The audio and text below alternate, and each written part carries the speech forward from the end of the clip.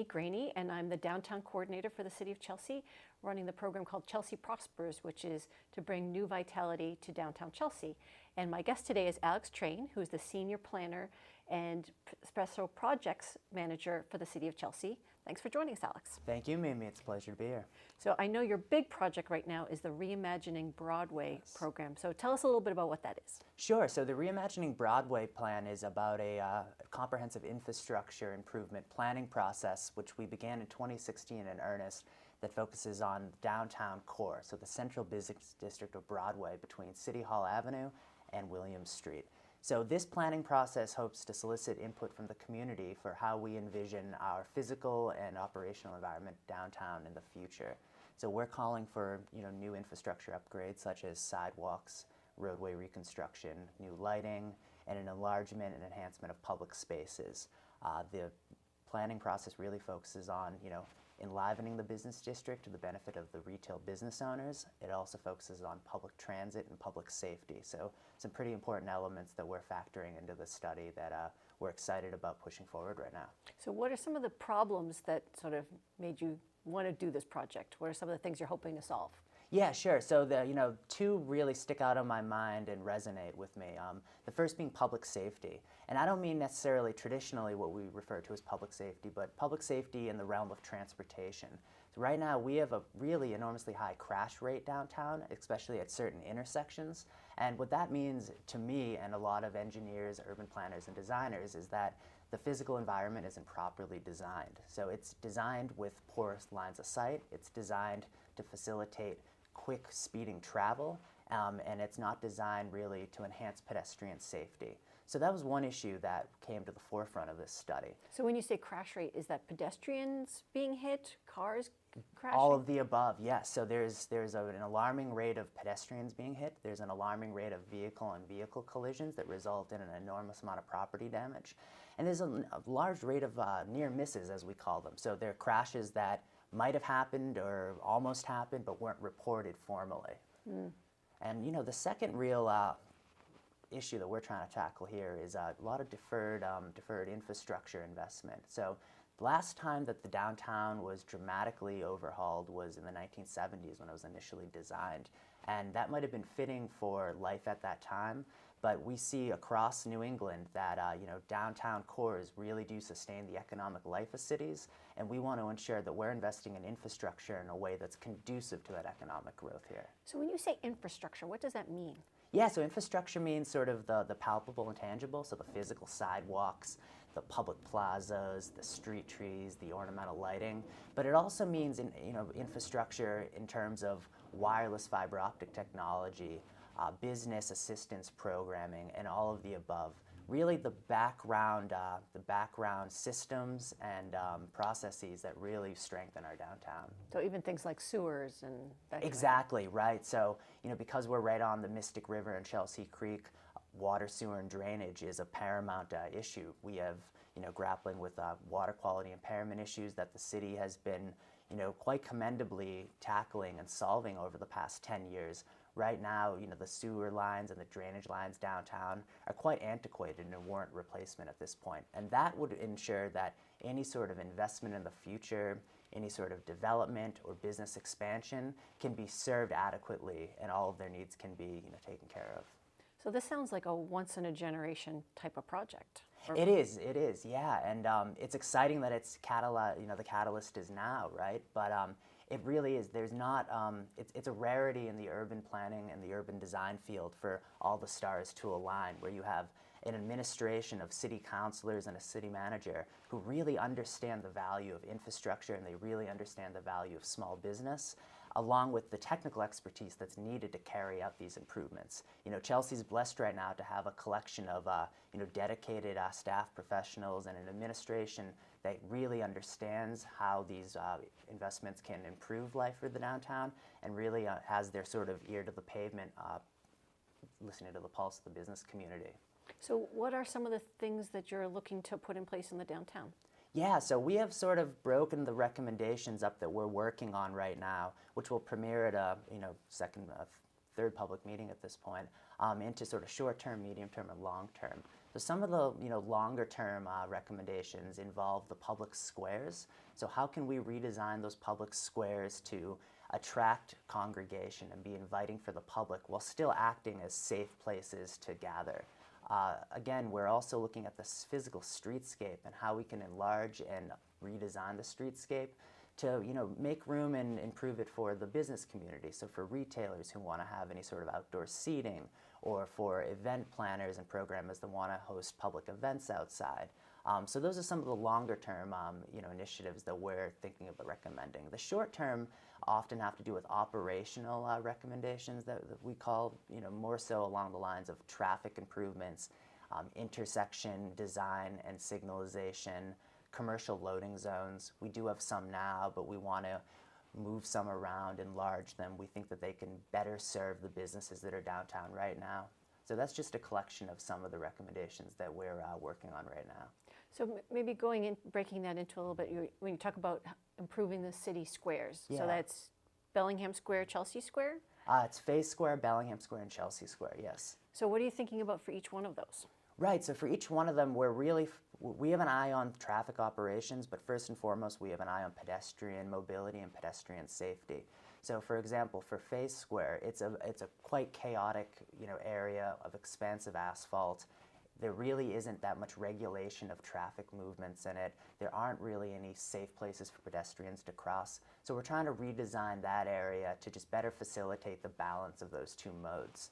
For something like Bellingham Square, Chelsea Square, we have, to consider traffic and pedestrian travel, but we're also focusing on public congregation and public events and how we can design these spaces to be useful for, outdoor concerts, outdoor marketplaces, different kinds of events. And then in terms of some of the mobility questions, what are some of the things you're looking at in that? Yeah, so mobility is key, right? So Chelsea is served by the Route 111. It's third busiest bus line in the MBTA network. So we're really looking hard at where the public transit stops are located. Right now, we've identified certain stops that may be in inopportune locations. They may conflict with certain traffic and certain pedestrian movements. So placement of public transit stops, access to that public transit, the routing of buses. We work closely with the MBTA to understand their service delivery and operational needs. So when it comes to mobility, we think about mobility within the downtown core and how we can facilitate connectivity between the businesses, the residential areas nearby, and some of the employment centers. But we also think about how are people traveling to and from the city, because ultimately certain people do live here, reside here, but work elsewhere, and vice versa. So we're really trying to take a local approach while often factoring in the regional aspects of mobility. So talking a little bit about regional aspects, I know the Silver Line's opening soon. Yep. So how is that related to this, the Reimagining Broadway project? Yeah, sure. So the Silver Line is scheduled to open in 2018 as an operational start date. So we are being served by 4 stations. Initially, the city will have 3 open. The 4th will follow in phase 2. So the 3 that'll be open are Eastern Avenue, Box District Station, and a station at the Mystic Mall. The 4th station that'll be added in phase 2 will be where the current commuter rail station is, right off of 6th Street. So we're focusing on integrating that 6th Street area and the Box District Station area at the end of Highland Street in with the downtown fabric. So how are we drawing pedestrians who alight from the Silver Line off onto the platform into the downtown by providing well-lit pathways, new sidewalks, safe crossings. So we're really trying to integrate those, stations with the downtown core so they can be of service to the businesses. And thinking a little bit about other modes of transit, bicycle infrastructure, what are some of the thoughts on that so far? Right, so bicycle infrastructure, is a serious issue that, regionally we're grappling with right now. The issue being that ultimately the streets, how they're designed today, aren't necessarily the most safe and efficient manner to design them for bicyclists. So we're proposing bike lanes in certain locations, bicycle parking. We're also, as you may know, we've started a bike share pilot recently. So we're factoring in where we can incorporate certain bike share stations and all of that in with the downtown plan. But really ensuring that the way the Broadway is designed at the end of the day function safely and equitably for all modes. So maybe if we could take a little detour and talk a little bit about that bike share program, because Sure. I know a lot of people have been talking about yellow bikes showing up all Right, over the right. neighborhood. What's it all about? Yeah, sure. So the bike share pilot started a couple weeks ago. So a lot of people are familiar with Hubway, which is a traditional bike share company.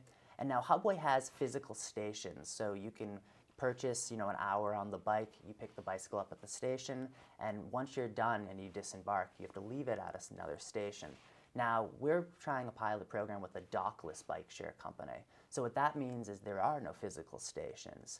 All of the bicycles have GPS technology, so it allows the user to look on their phone through the company OFO's iPhone application or Android application. They can see where the nearest bicycle is parked. They can reserve an hour or two on it, make that purchase, find the bike, hop on it, and it automatically unlocks as they approach it. Then when they're finished, they can leave it anywhere within the public realm as long as it's not impeding traffic or impeding the sidewalk or parked in any sort of unsafe manner. So anywhere in Chelsea or anywhere you could go further? Right now, it's anywhere in Chelsea and Revere, who's also conducting a 2-month pilot program. We are working with the Metropolitan Area Planning Council right now to unveil some sort of regional bike share program come this spring of 2018. And now what that would entail would be hopefully one operator operating all of the either dock or dockless bike share bike share operations within sort of the inner core region. So Revere, Malden, Medford, Chelsea, and so on. Very exciting. It is, it is. So going back to Reimagining Broadway, which is our main topic. So I know you've had these public meetings since last winter. So where are we in the calendar towards all these awesome improvements in the downtown? Yeah, sure. So we did hold the collection of public meetings beginning sort of in December 2016 and occurring throughout 2017, really to solicit community input and turn this into a participatory design process. Now, in terms of schedule and timeline going forward, we're fastening sort of our draft recommendations at this time, which will premiere at a final public meeting, which will be sometime in the next 2 or 3 months. So sometime by January or February, we'll hopefully be wrapping the recommendations up and be preparing to publish a plan. Great. So along this past year, what have been some of the key issues that the community has been most interested in learning more about or teasing out a little bit? Yeah, sure. So, first and foremost, pedestrian safety and level of comfort while pedestrians are traveling. There was a substantial amount of feedback that we received from a whole slew of surveys that we put out, online feedback about how, the level of pedestrian comfort downtown could be improved. And that could be done through, enhanced lighting. That could be done with new sidewalks, safer crossings, larger public areas. Parking's a second issue that we've heard about, and just sort of the imbalance of parking availability downtown. The Broadway corridor does have, a pretty low vacancy rate for all of their parking spaces, but some of the surrounding side streets have open spaces all day, according to the survey data that we collected. So really educating the public on the locations of public parking and the regulations surrounding public parking is another issue that we've heard from the community about. And then the third that we've heard about revolves around sort of open space and greenery downtown. There's a desire on behalf of the public to invest in new street trees, updated public plazas with green space for community gatherings, to really green the downtown. And that has sort of incidental environmental benefits too regarding stormwater and water quality impairment and pollution. So those are the sort of big three that we've heard from our public outreach and surveys to date. So what's the calendar from here? What's going to roll out? Yeah, so from here we're going to, like I said, hold that last public meeting sometime this winter. Come January, February, we'll issue a draft plan for public comment. In the interim, we've identified some sort of interim solutions that we believe will benefit downtown immeasurably. One of them being altering the commercial loading zones, both sort of the physical locations and sizes of them, as well as the hours of operation that surround them. So we've identified certain businesses that could use commercial loading zones. So we would be looking to institute new loading zones in certain areas, remove some existing ones that aren't too heavily used according to our data, and then draw back or expand the hours of other loading zones based upon when those businesses are using them. So for example, there are loading zones downtown right now that are active all day, but necessarily some businesses only receive deliveries till noontime. So, it's our thought, why can't that loading zone turn into public parking after noontime if it's not, being used? So we'll be, issuing sort of recommendations to the Traffic Commission for moving and altering the loading zones. And then we'll also be looking at, certain areas for off-site parking and where we can sort of enhance signage around parking and just sort of information that people can use to, select places to park and access and navigate to those places. Great. So if folks want to get in touch with you or give more feedback or get more details, how can they do that? Yeah, so we really do encourage everyone to reach out to us. So we first have a project website. It's https reimaginingbroadway.net. On that website, there's a contact portal. So if you have any input, questions, or further comments, you can definitely submit those through that online form. You can also reach out to us at the planning department. We have a desk staffed all the time. We're happy to receive calls. We also are available by email. So all the contact information, those listed on that project website. So I would direct people there first. Yeah, the Reimagining Broadway, reimaginingbroadway.net website is got lots of really detailed materials if people really want to dig into what are you thinking exactly for that intersection or this intersection, or tell me more about parking. You've got a lot already on there. Yeah. So we've essentially every document associated with this project that has seen the light of day has been posted on that website. We've really aspired to run a transparent process. Oftentimes, these sort of planning exercises can be done sort of cloaked behind some, opaqueness. So we wanted to make sure that all of the information that we've been collecting, all of our analysis, and all of our recommendations are available to the public so they can critique it and provide their thoughts and comments because, at the end of the day, this is their, community and this is their neighborhood and they have every right to, design it in the way that, aligns with their vision. So there's also a calendar on there so they can find out about upcoming events and public meetings. So I mentioned that final public meeting, but we've also been having smaller stakeholder meetings, we call them. So for example, we just had one with business owners last weekend at Tito's Bakery. So we've been holding a number of sort of smaller, more tailored focus groups and stakeholder meetings with, different groups.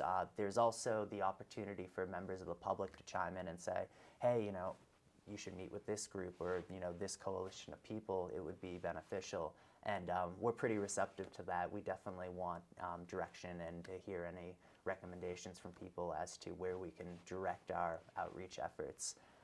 And then, finally, like you said, there's a lot of visuals on that website so people can truly get a sense of what this intersection will look like, how it will operate. We have some of our traffic and pedestrian analysis on there too. We've really tried to refine it down so it's not overly technical because that stuff can be kind of like dense and boring sometimes. But so they can really get a comprehensive snapshot of all the options that are being considered by the community on there. Great. But it sounds like there's some small scale things coming up next spring, and then you're going to hopefully, when do we actually see the big stuff? Yeah. So small scale segueing into larger scale. So we've been really fortunate that, like I said, we have a city council that truly grasps the value of infrastructure, and they've appropriated over $5 million to this effort. So from sort of the time the plan is published, we'll then dovetail into an engineering process where we'll take sort of the framework that the plan outlines and build off of that foundation. As we advance that engineering process, we'll have a number of additional public meetings, so that'll be occurring all during 2018.